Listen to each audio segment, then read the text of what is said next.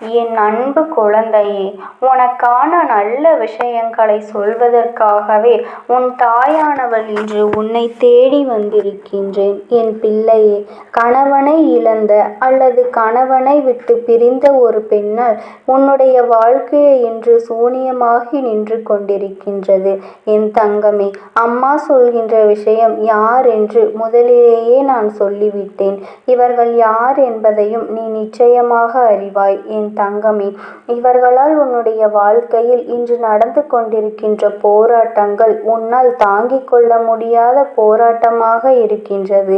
வாழ்வா சாவா என்கின்ற மனநிலையில் என் பிள்ளை நீ இருந்து கொண்டிருக்கின்றாய். என் தங்கமே, அவர்கள் தங்களின் வாழ்க்கையை தொலைத்து விட்டார்கள். அதற்காக மற்றவர்களின் வாழ்க்கையை நன்றாக வாழ்வது அவர்களுக்கு விருப்பம் இல்லை. அதாவது தனக்கு வாழ்க்கை நன்றாக இல்லை என்றவுடன் மற்றவர்களும் நம் முன்னால் சந்தோஷமாக இருந்துவிடக்கூடாது என்று நினைக்கின்றார்கள். அவர்களினுடைய வாழ்க்கை அவர்களுக்கு கேள்விக்குறியாக நிற்கும் பொழுது அவர்கள் முன்னால் இன்னொருவர் சந்தோஷமாக இருந்தால் அவர்கள் மனதை ஏற்றுக்கொள்ள மறுத்து நிற்கின்றது. என் தங்கமே, இவர்களை தேடி வேறு எங்கும் அலையவும் வேண்டாம். என் தங்கமே, அம்மா சொல்வதை நீ முழுமையாக கேள்.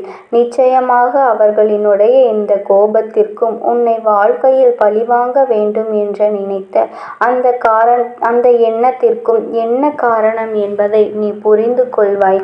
என் தங்கமே, பொதுவாகவே தன்னுடைய வாழ்க்கையை இழந்து நிற்கின்றார்கள். அவர்களுக்கு துணை என்று பேசுவதற்கு யாருமே இல்லை. அவர்களின் மனதில் இருக்கின்ற எண்ணங்களை வெளிப்படுத்த அவர்களோடு இல்லை. அப்படி இருக்கின்ற சூழ்நிலையில் அவர்கள் முன்னிலையில் நீ உன்னுடைய வாழ்க்கையை சந்தோஷமாக வாழும் பொழுது அவர்கள் மனதிற்குள் ஏக்கம் வந்து விடுகின்றது. நாம் இது போல சந்தோஷமாகத்தான் வாழ்ந்தோம், ஆனால் இப்பொழுது அந்த வாழ்க்கை நமக்கு இல்லாமல் போய்விட்டது. நம்மை இந்த விஷயங்கள் எல்லாம் ஞாபகப்படுத்தாமல் இவர்கள் இருக்கலாமே என்றுதான் அவர்கள் நினைக்கின்றார்கள். காலத்தினுடைய கட்டாயம் அவர்களினுடைய வாழ்க்கை இப்பொழுது இந்த சூழ்நிலையில் இருக்கின்றது.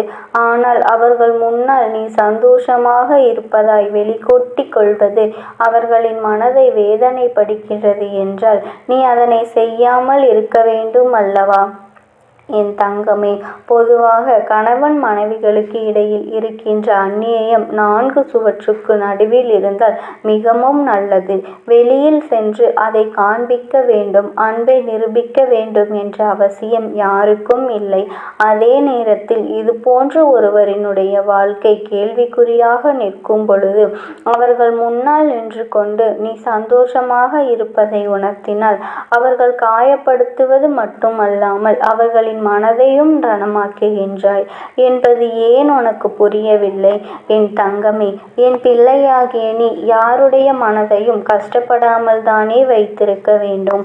இன்னொரு விஷயத்தில் பார்த்தால் அவர்கள் நினைக்கலாம், நம் வாழ்க்கைதான் இப்படி ஆகிவிட்டது, அவர்களாக சந்தோஷமாக இருக்கட்டும் என்று பெருந்தன்மையோடு அவர்கள் நினைக்கலாம். ஆனால் அந்த பெருந்தன்மை அவர்களிடத்தில் இல்லை என்றால் குற்றம் உன் மீது திரும்பிவிடும் அல்லவா? நீ இந்த வாழ்க்கையை எப்படி வாழ்கின்றாய், நீ என்னவெல்லாம் செய்கின்றாய் என்பதை கண்காணிப்பதே அவர்களின் வேலையாக மாறிவிட்டது.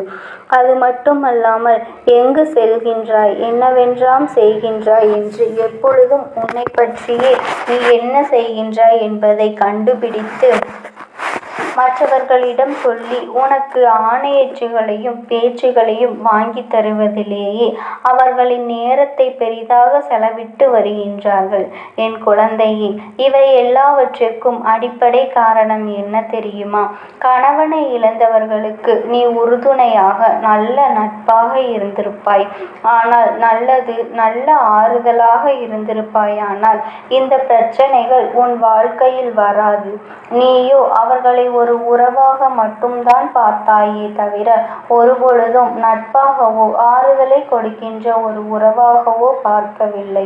அப்படி இருந்ததுதான் இன்று உன் வாழ்க்கையில் ஏற்படுத்துகின்ற இத்தனை பிரச்சனைகளுக்கும் காரணம் என்பதனை நீ முதலில் புரிந்து கொள்ள வேண்டும். என் தங்கமே, உன் வாழ்க்கையில் சில நேரங்கள் நீ சில நல்ல விஷயங்கள் நடப்பதற்கு இவர்களை காரணமாகவும் இருந்திருக்கின்றார்கள். உன்னுடைய சந்தோஷத்திற்கு இவர்கள் பெரிய துணையாக இருந்திருக்கின்றார்கள்.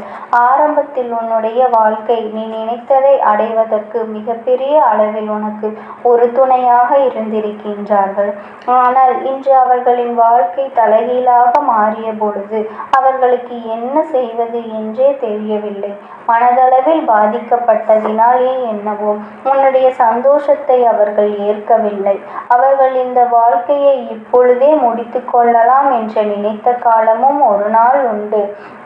ஆனால் அவற்றையெல்லாம் இப்பொழுது தாண்டி வந்து எப்படியாயினும் இருக்க வேண்டும் என்கின்ற மனநிலை இருக்கும் பொழுது, என் தங்கமே, உன்னால் முடிந்த அளவிற்கு ஆறுதலை அவர்களுக்கு கொடுக்க வேண்டுமே தவிர ஒருபோதும் அவர்களின் மனதில் காயங்களை ஏற்படுத்தும் விதமாக நடக்கக்கூடாது.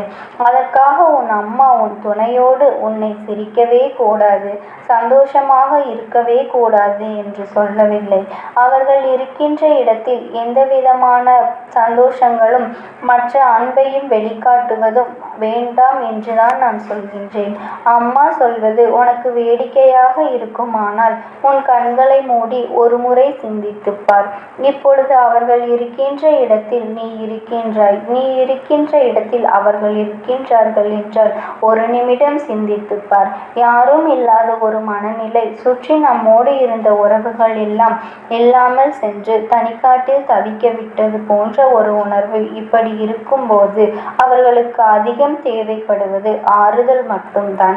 அந்த ஆறுதல் அவர்களுக்கு கிடைக்கவில்லை என்றால் என்னுடைய எண்ணங்கள் மற்றவர்கள் மீது திரும்பத்தான் செய்யும்.